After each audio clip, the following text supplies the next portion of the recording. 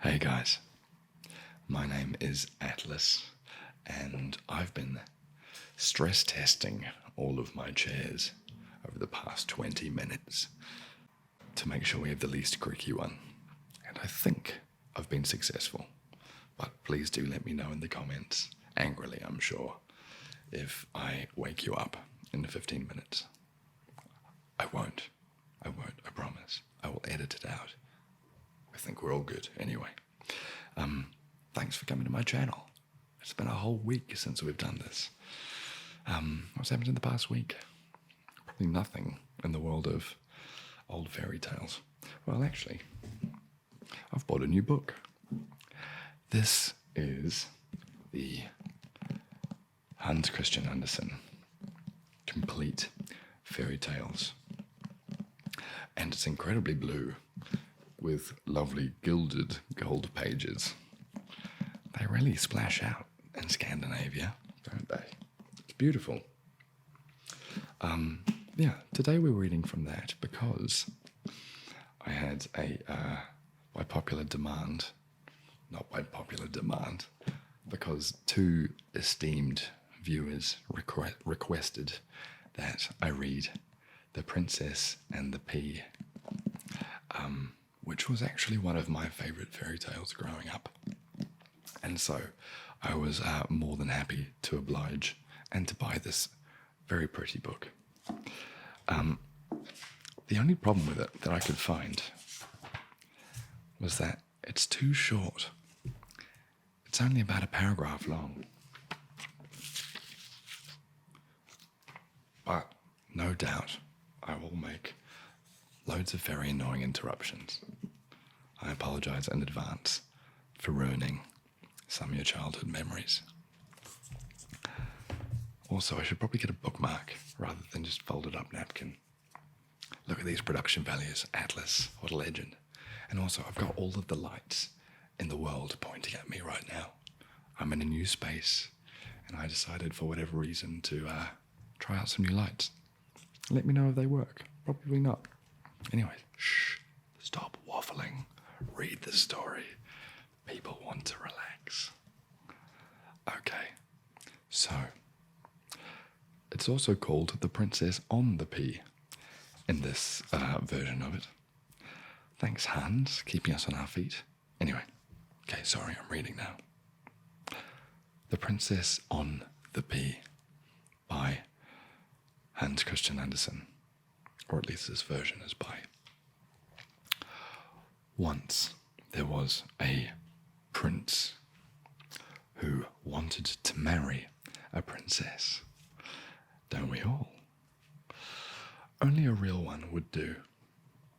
So he travelled through all the world to find her, and everywhere things went wrong. There were princesses aplenty, but how was he to know whether they were real princesses? There was something not quite right about all of them. So he came home again and was unhappy because he did so want to have a real princess. You can tell this story already is going to be a bit problematic. One evening, a terrible storm blew up. It lightened and thundered and rained, because to lightning is a verb, apparently. It was really frightful. In the midst of it all came a knocking at the town gate. The old king went to open it. Who should be standing outside but a princess? And what a sight she was in all of that rain and wind.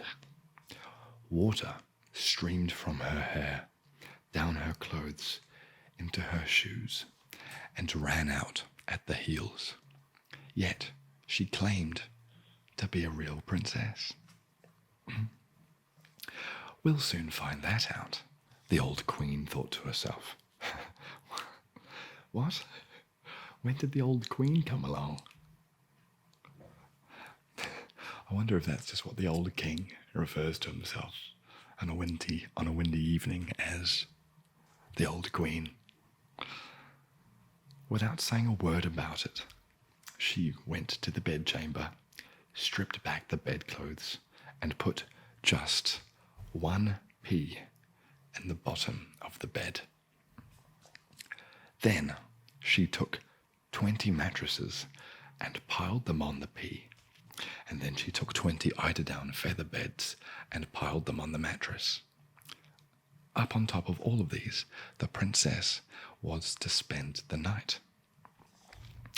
In the morning, they just skip the amount of plot there where the princess agrees to spend the night on the weirdest blanket fort of all time. In the morning, they ask her, "Did you sleep well?" "Oh," said the princess, "no, I scarcely slept at all. Heaven knows what's in that bed. I lay on something so hard that I am black and blue all over. It's simply terrible."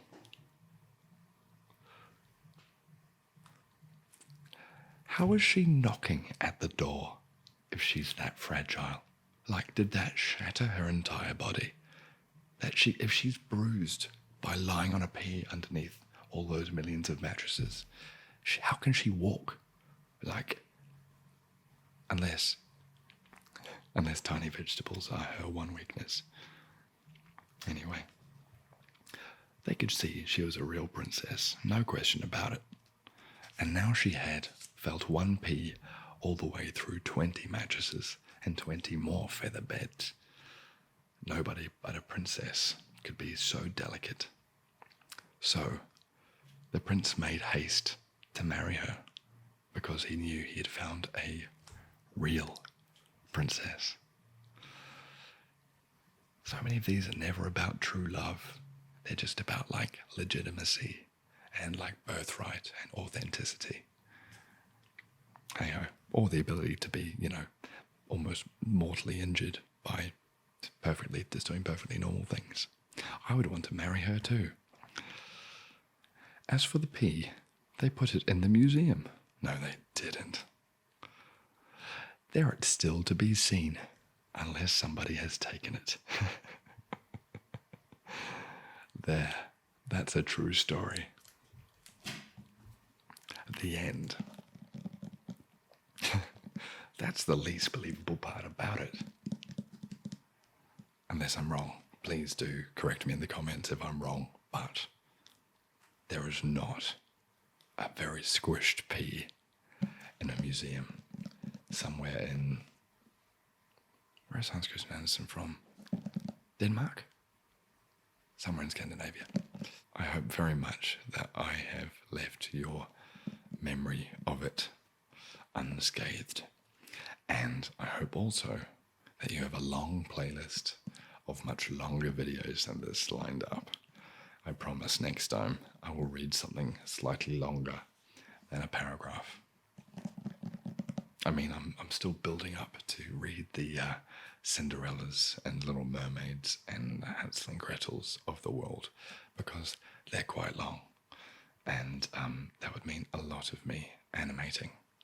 And I need a proper week to do that. It'll happen. Anyway, thank you so much for coming to read with me.